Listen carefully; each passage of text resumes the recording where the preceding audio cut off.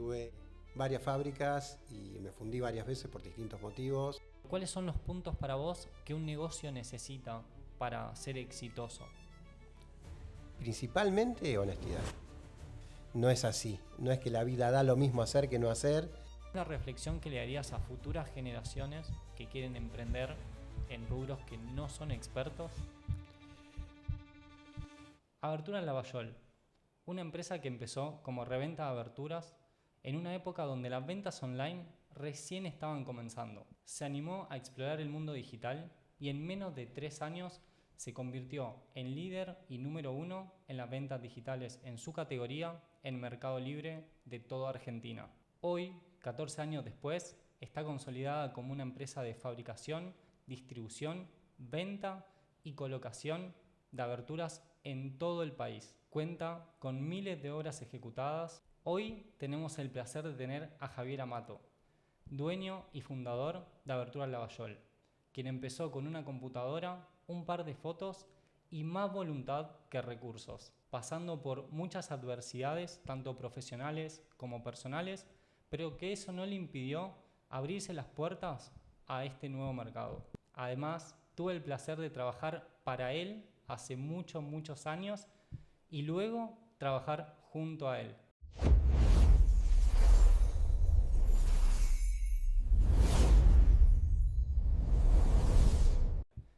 Hoy le doy la bienvenida a Javi. Muchas gracias por estar en el podcast Y Si Funciona.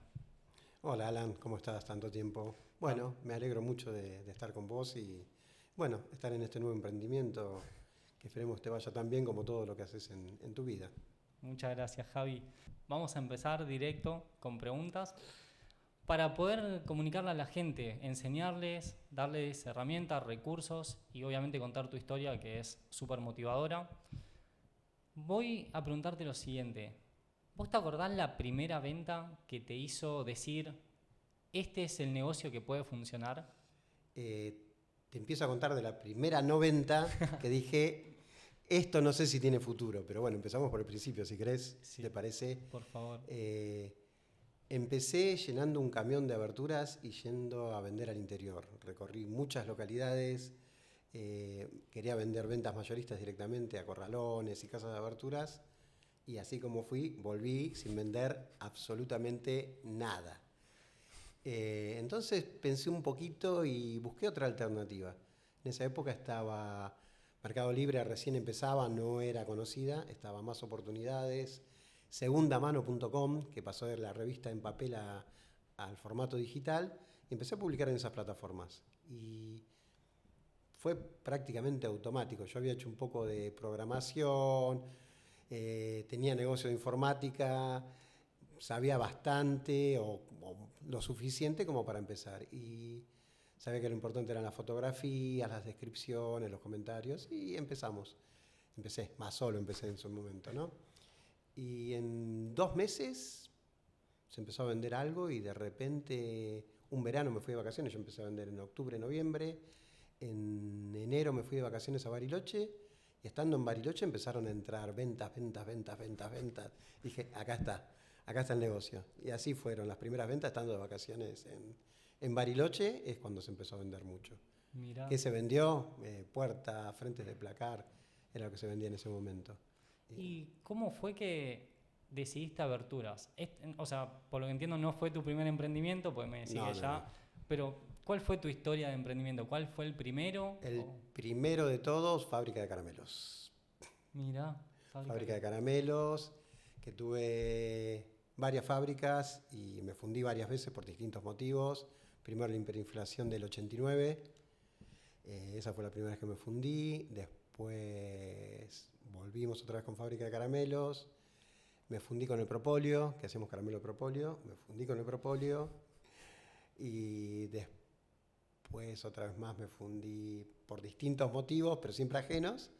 Y hasta que un momento dije, no fabrico más nada en mi vida, me dedico a trabajar en relación de dependencia, empecé a explorar otras cosas y en un momento dije, no, tengo que volver a hacer algo y empecé vendiendo. ¿Y cómo fue eso de volver a relación de dependencia? ¿Qué fue lo primero que te llamó? Fue algo que dije, tengo que hacer algo distinto. El trabajo son 8 horas sin preocupaciones, trabajás 8 horas, cobras el sueldo todos los meses, pase lo que pase, cobras el sueldo. Pero bueno, por un tiempo estuvo bien, me dio cierta estabilidad y me dio tiempo a estudiar otras cosas y ir pensando en hacer algo siempre a la par.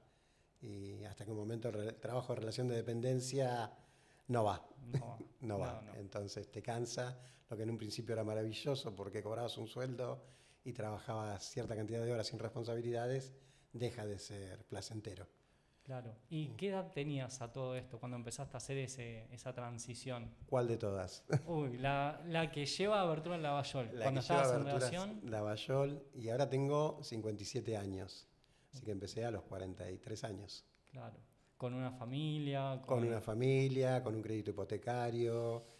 Sí, ¿Cómo tenía es animarse a 2 hijos eso? adolescentes y una hija de 3 años. Pero era necesario un cambio en la vida. Sí, eso es impresionante. Entonces, probás. Probás. Sí. ¿Y cómo fue entonces que empezaste, que dijiste, ok, vamos por las aberturas? Porque es un producto capaz no tan, no sé, vistoso para el que recién empieza. Claro, sí. Yo tenía 3 trabajos. Tenía un trabajo que era el que mejor estaba remunerado, después trabajaba en la facultad esporádicamente arreglando computadoras y tenía un negocio de informática. Pero entre los 3 no alcanzaba. Okay. Entonces empecé a buscar opciones. Mi hermano tiene o tenía en su momento aserradero y fábrica de aberturas en Las Flores, provincia de Buenos Aires. Y me dice, ¿por qué no vas a vender puertas al interior? No fue una buena idea, obviamente, pero sirvió como base para el resto. Mira, y ahí empezaste desde tu casa, Empecé fotos desde mi a... casa, ¿No tenías primero stock?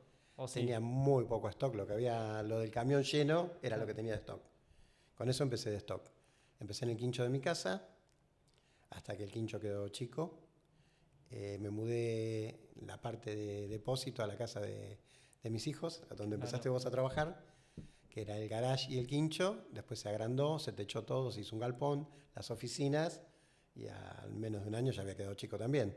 claro. Y ahí nos mudamos a algo más grande y fuimos agrandando ahí.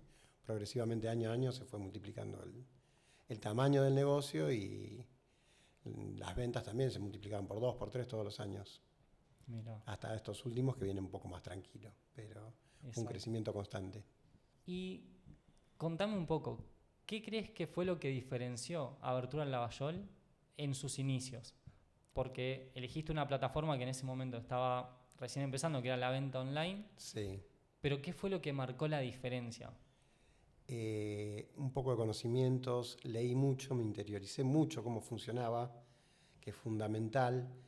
Contestar las preguntas a toda hora, yo contestaba preguntas hasta las 2 de la mañana si era necesario, y eso generaba ventas instantáneas. Entonces cuando me di cuenta que contestando las preguntas en el momento se vendía, apunté a eso. Creo que eso fue la diferencia y la calidad de imágenes y los conocimientos previos. Y tuve la suerte que Mercado Libre me dio 2 capacitaciones.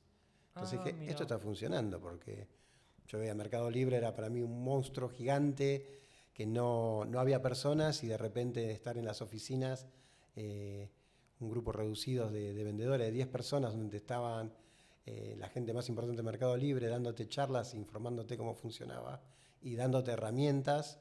Dije, bueno, esto va a funcionar.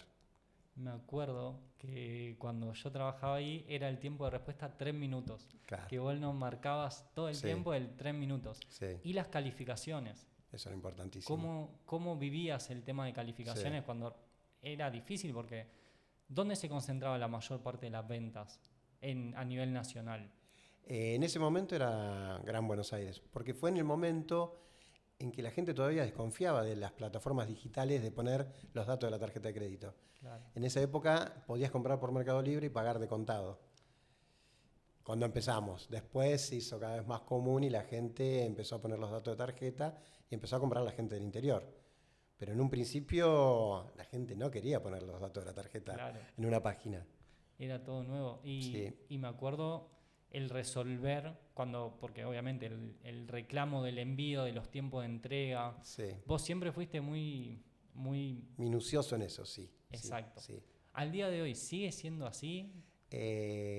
Yo dejé bastante de hacer el seguimiento de Mercado Libre y no es lo mismo que antes. hay muchísima competencia también. Tenés la competencia que era, cuando yo empecé también, tenías gastos reducidos, entonces el costo era menor y podías vender más barato. Y ahora tenemos ese problema, gente que trabaja sin stock, que trabaja desde la casa, que no tiene empleados, y el costo es menor de ellos y no puedes competir en precio. En algunas cosas, en algunas sí. Acá es algo que yo también vi y transité con ustedes, que es que ustedes hicieron un crecimiento vertical, hacia arriba y hacia abajo. Para los que no saben, acá lo aclaro, el crecimiento vertical es sumar área de negocio que antes las tercerizaban. Puede ser la distribución, que obviamente uno va tercerizando pues no puede acaparar todo al principio. Ustedes fueron creciendo verticalmente, hacia atrás, hacia adelante. ¿Cómo fue ese proceso de empezar a manejar ustedes la distribución, de la fabricación, de la colocación, todo el proceso? ¿Cómo lo vivieron? Bueno, yo tengo la ventaja que tengo mis 2 hijos, Agustín y Matías, que están ahí hombro a hombro. Y que cae toda la responsabilidad ahora prácticamente sobre ellos. Yo estoy bastante relajado. Entonces, cuando empezamos Agustín hacia la distribución. Después, cuando empezamos a crecer, ya no daba abasto. Se contrató una empresa, no era una empresa, pero era unos conocidos que tenían un par de camionetas y empezaron con la distribución. Bueno, no funcionó como tiene que funcionar y se terminó comprando vehículos y empezamos nosotros a hacer la distribución, tomar más personal y distribuir nosotros. Y se fue creciendo de a poco, se fue agregando otras áreas. Nosotros solamente vendíamos, empezamos a fabricar, porque teníamos un gran problema con los tiempos de fabricación de las otras personas. Entonces empezamos a fabricar, fue un problema mayor que el que teníamos, claro, porque los tiempos se hicieron peores que los anteriores, y bueno, pero de a poco se fue acomodando todo y llegamos a tener un equilibrio entre tiempos de producción y ventas. ¿Y qué cambio notaste en el negocio a nivel poder expandirte más, te dio más libertad este crecimiento vertical? ¿Cómo viviste ese cambio en cuanto al negocio, en cuanto a contratar más gente, ampliar esas áreas? O sea, metámonos un poco más en eso, que es súper interesante porque sí, lo podemos ver, que fabrican hasta el vidrio en algunos productos. Sí. Entonces, ¿cómo fue a nivel estructural? De decir, tengo que delegar, tengo que contratar más gente, formar equipo. Fue un cambio rápido, pero fue progresivo, porque no fue determinaciones que se tomaron de un día para el otro. Circunstancias te van llevando, vas agregando esto, y podemos comprar una máquina más, y podemos hacer tal cosa. Un problema grande que teníamos era con los vidrios. La fabricación de DBH era el cuello de botella que teníamos. Nos atrasaba toda la producción, que dependíamos de un tercero para poder entregar las aberturas. Entonces, tuvimos que empezar manualmente a hacer los DBH, que como todo lo que empezamos sin saber, fue bastante engorroso y bastante doloroso y costoso, pero salió adelante. Se pudo hacer, de a poco nos fuimos perfeccionando y tenemos una fábrica de DBH bastante moderna y está funcionando y se acabaron los problemas que teníamos en un principio. No dependemos de terceros para terminar los productos. ¿Y cómo es? Porque vos decías recién que obviamente vas delegando a Agus y a Mati. Sí. ¿Y cómo es ese proceso? Porque de repente una idea se transforma en un proyecto y de repente se transforma en una empresa familiar. Sí. Entonces, ¿cómo es delegar esas áreas, esas responsabilidades? Y fue confiar mucho, porque ellos se ganaron su lugar también. Siempre se pusieron la camiseta desde el primer día, entonces fue fácil. Fue fácil porque cada vez tomaban más responsabilidad de ellos mismos. Entonces no había que delegarle, ellos solos iban haciendo cargo de distintas áreas. Y bueno, como vi que funcionaba y se esmeraban, le fui dando su lugar y valió la pena. Crecieron muchísimo. Y ahora vamos a la parte no tan linda de las historias, que es cuando las cosas se complican. Porque obviamente todos vemos el crecimiento exponencial como lo que uno cree que son los negocios, ¿no? Empieza, tiene una idea, es un éxito y no siempre es así. Entonces, ¿cómo gestionabas cuando se complicaban las cosas, cuando habían fracasos, errores, roturas? ¿Cómo gestionabas vos esa parte? Y en esos momentos me ponía en un rincón y me ponía a llorar y esperaba que se solucionara. No era tan simple. Ojalá hubiese sido así de simple, me ponía en un rincón y se solucionaba solo. Pero sí, fueron muchas cosas, aparte la situación del país muy cambiante, imagínate en 14 años todo lo que pasó, pero bueno, yo tenía mi historia previa de las otras fábricas y más o menos sabía cómo anticiparme a ciertos momentos económicos. Y los problemas de roturas y todo lo demás son muy difíciles de solucionar y te crean muchos conflictos con los clientes, hablar con un cliente, hablar con otro, hablar con un proveedor para que te vuelva a reponer el producto y entregarlo en tiempo y forma. Es muy frustrante en algunos momentos y te dan ganas de decir cierro y me voy, pero ya estás embarcado y tienes que seguir adelante. Y no estar solo también ayuda. Claro. Si yo estuviera solo creo que hubiese dejado hace mucho. Es una Es posibilidad. un tema muy importante. Y nombraste recién a los proveedores. ¿Cómo considerás que es, cómo creas una relación con un proveedor? Porque obvio, no te conoce nadie, no, o sea, recién arrancás. ¿Cómo podés ir a encararlo, decir, confía en mí, te voy a pagar? ¿Cómo es? Si no, eso no existe. Confía en mí que te voy a pagar. No, no existe en ninguna parte del mundo, creo. Claro. Pero con conducta. Vos empezás a comprar. Cuando nosotros empezamos, éramos nuevos, comprábamos muy poco y era difícil que te vendan. Entonces ibas, tenías paciencia, una sonrisa, pagabas de contado, pagabas anticipado, esperabas, no te quejabas. Si te decían para mañana, ibas mañana, no estaba y tenías que ir pasado, ibas pasado y esperabas hasta que tuviera el producto. Y la verdad que tenemos una excelente relación con los dos principales proveedores con los que empezamos, que no son los de ahora los más importantes, pero siguen siendo proveedores y ahora son amigos encima. Claro. Creamos una buena relación de amistad, pero basada en respeto y confianza. La confianza de ellos y el respeto nuestro. Exacto. Y en algún momento, en una entrevista de esas que están en el archivo de YouTube, nombraste que el producto estrella eran las puertas corredizas y que vos prácticamente armaste un precio cuidado a un producto en un país que tenía inflación. ¿Cómo se te ocurrió hacer eso? En ese momento éramos el mayor vendedor del Mercado Libre de puertas corredizas, éramos el número 1 lejos. Y la fábrica, creo que el 70% de la producción de la fábrica, que era una fábrica muy grande, era nuestra. Entonces teníamos una relación de confianza y podíamos mantener un precio. No nos hacían un precio especial, pero podíamos mantener las condiciones de pago y todo para mantener un precio. Y sí, fue un producto estrella en su momento, era una locura. Hoy te pones a mirar archivos de lo que se vendía hace 10, 12 años de puertas corredizas y decís, wow, ¿dónde sacábamos tanta cantidad de puertas? Era impresionante. Eran 4 o 5 camiones por día que salían llenos de puertas corredizas. Claro. Eso sí se vendía muchísimo a todo el país. ¿Y hoy cómo notas esa diferencia? Hoy, primero que se atendió bastante a Mercado Libre. No se le está dando el cuidado y la atención que se le daba en ese momento. No se hace el seguimiento de competencia, no se hace el seguimiento de precios. Falta gente capacitada que dedique el tiempo que merece eso y entonces se bajó muchísimo la venta. ¿Y qué le dirías porque hoy todavía, si bien Mercado Libre ya está consolidado, muchas empresas todavía no entran, por ejemplo, en ese rubro de la venta online porque le tienen miedo o al revés, otros entran arriesgándose porque creen que es fácil, porque es online, pero como decís, tienen que dedicar mucho tiempo. ¿Qué les dirías? Que primero lean bastante, se interioricen cómo funciona la plataforma, los costos, que ahora son altísimos. O pensá que entre los costos de Mercado Libre, los costos de financiación y costos de impuestos provinciales, estás entre un 20 y 25% de gastos. Es un socio prácticamente. Es un socio. No es solamente Mercado Libre, son impuestos que se pagan a cuenta de otros impuestos. Claro. Pero hay impuestos provinciales que no recuperás. Tenés ingresos brutos de algunas provincias que llega al 7% y nunca vas a vender esa cantidad en esa provincia y no vas a recuperarlo nunca. Entonces tiene que estar en tus costos. Pero Mercado Libre funciona dedicándole tiempo. Vos tenés que entrar, ver precios de competencia. Igual tiene una plataforma que te ayuda muchísimo en Mercado Libre.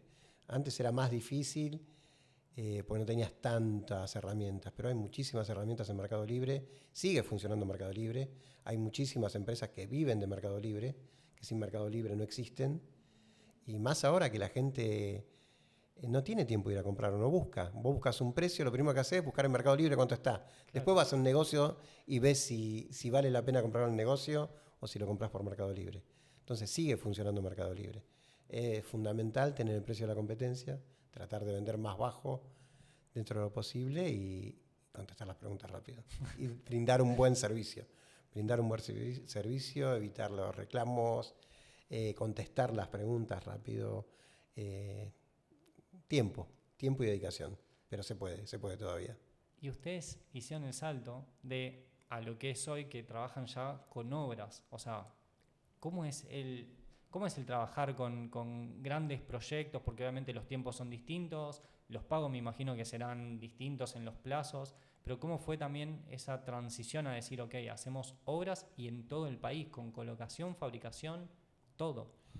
Bueno, eso no fue una decisión de decir vamos a empezar a vender en todo el país obras. Empezó, me acuerdo, la primera obra que se vendió, que todavía no fabricábamos nosotros, fue en Miramar, un edificio que llegaron por Mercado Libre a comprar todas las aberturas de un edificio. Habían comprado un par de cosas por Mercado Libre y vinieron de Pinamar con toda la plata, le pasamos el presupuesto y pagaron todas las aberturas que nosotros no fabricábamos todavía. Pero bueno, se le cumplió, se entregó en tiempo y forma y de ahí de a poquito se empezó a fabricar una ventana, 2 ventanas y cuando quisimos acordar fuimos creciendo, de vender a Mercado Libre pasó a venderse directamente por intermedio de constructoras, arquitectos y bueno, se fue creciendo de a poco o de a mucho. Se creció de golpe, pero no fue que empezamos a vender, vamos a hacer esto. Se fue llevando solo.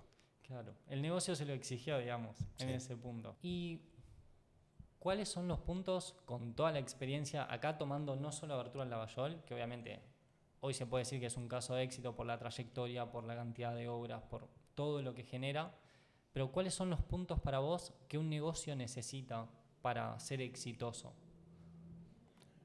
Principalmente honestidad. Primero tenés que ser honesto con el cliente, con el público, con los proveedores. Es fundamental la honestidad. Eso te da cierto prestigio y te hace crecer. Pues si vos no sos honesto, no vas a crecer.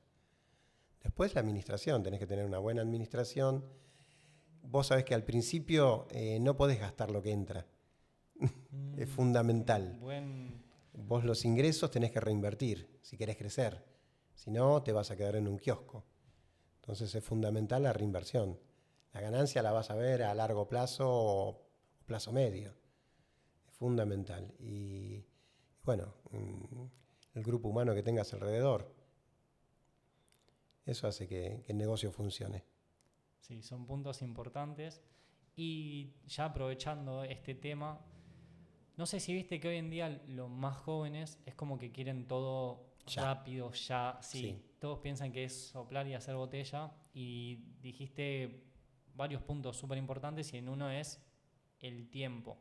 Pero, ¿qué opinas de ese mensaje capaz medio erróneo que se está dando mucho en redes sociales a los jóvenes de no hay que esforzarse, cualquiera puede hacer dinero? Algo que vos le dirías, por ejemplo, a tus hijos, a tu hija, ¿qué mensaje tenés en ese punto? ¿Qué opinión?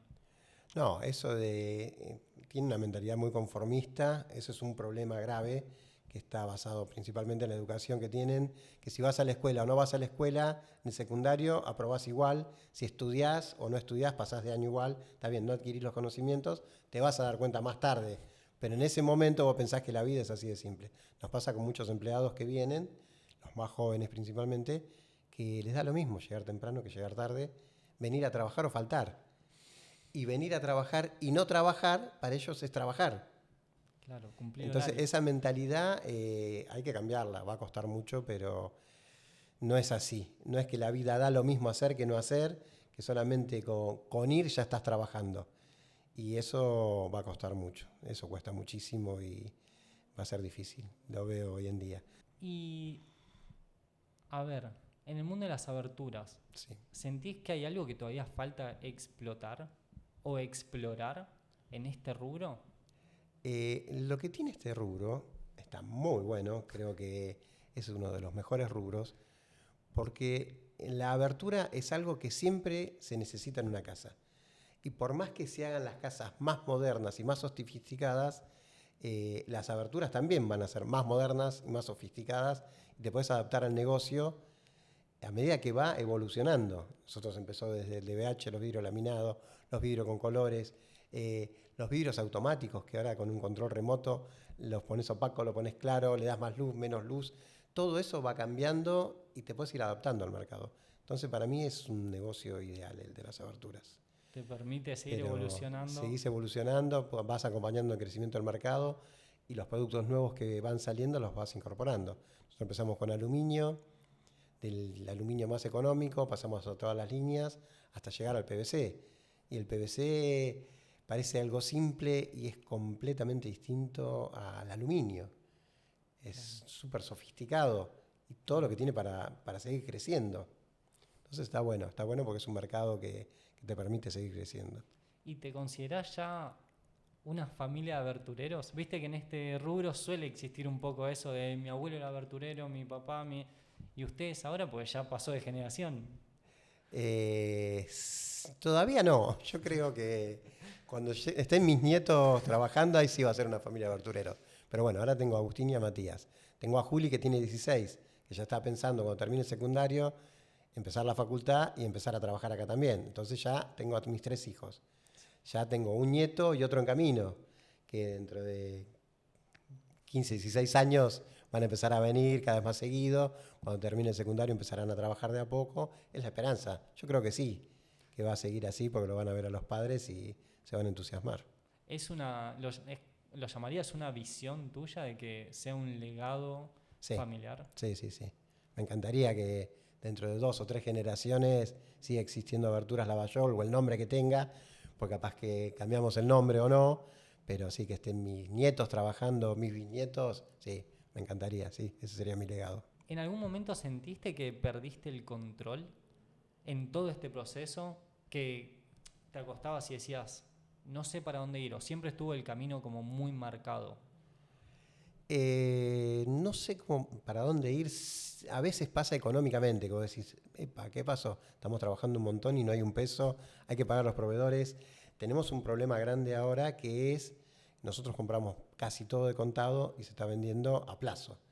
Entonces en algún momento se traba y decís, ¿qué hago ahora? Pero no, siempre somos 3 los que tomamos las decisiones, por suerte. Antes era yo solo, ahora nos juntamos los 3, consensuamos y es más fácil.